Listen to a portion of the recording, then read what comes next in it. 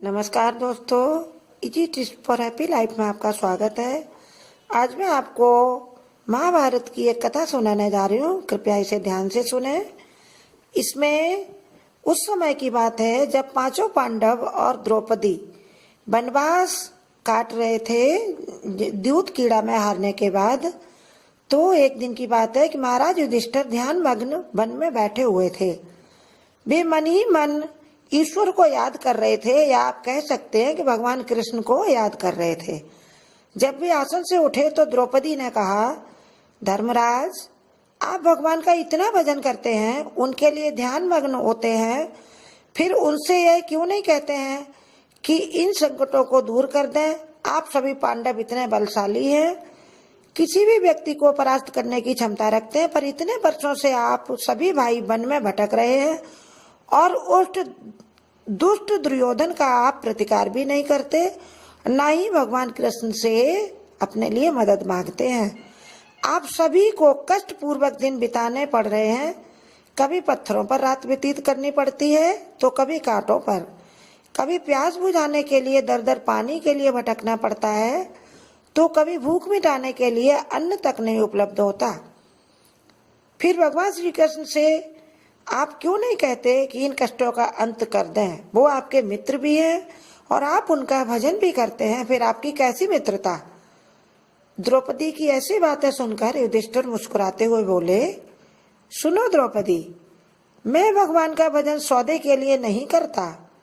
मैं भजन इसलिए करता हूँ क्योंकि इससे मुझे आनंद प्राप्त होता है, इससे मेरा मन प्रसन्न होता है।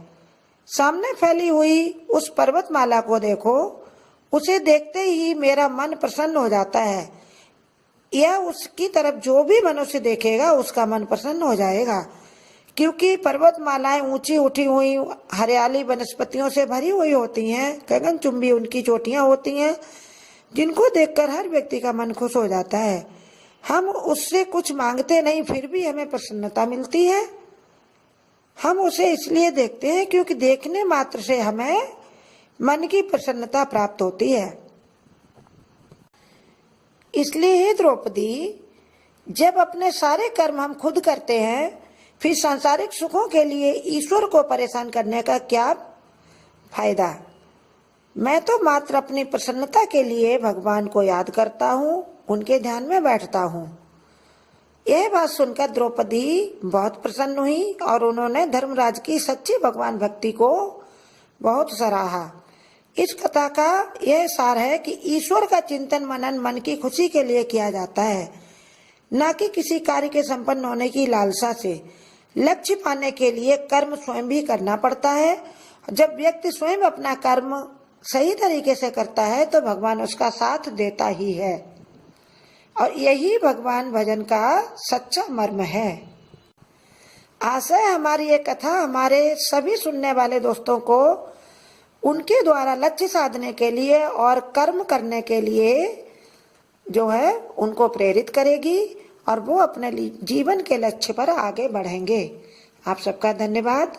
अगर आपको हमारे विचार पसंद आए और ये कथा अच्छी लगी हो तो आप हमारे वीडियो को अपने फ्रेंड्स में शेयर करें और हमारे चैनल को सब्सक्राइब करें।